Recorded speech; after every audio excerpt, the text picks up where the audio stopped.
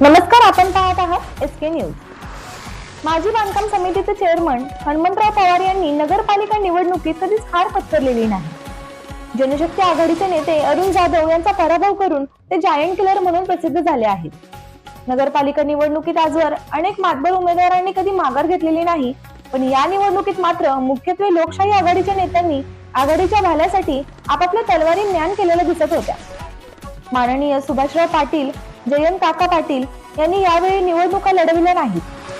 त्यांना सुरक्षित मतदारसंघ नव्हता म्हणूनही लढवल्या नसतील, पण ज्यांना विजयाची खात्री होती ते दोन नगरसेवक हनुमंतराव पवार व सौरभ पाटील यांनी मात्र आघाडीच्या भाल्यासाठी आपल्या तलवारी ज्ञान केल्या।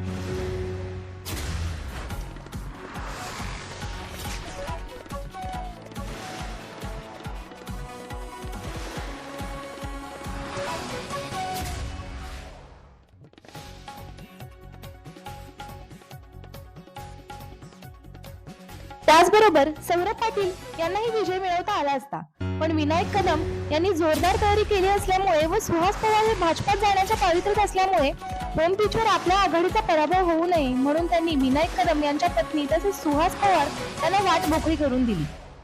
एरवी उमेदवारी मिळवण्यासाठी अनेक खाटाटोपी केल्या जातात, तिकीट मिळाले नाही तर अपक्ष म्हणून अर्ज भरले जातात, मात्र हनुमंतराव पवार व सौरभ पाटील यांनी विजयाची खात्री असताना आघाडीसाठी मोठा त्याग केला हे जनता विसरणार नाही। एसके न्यूज साठी ऋतुजा उबाळे।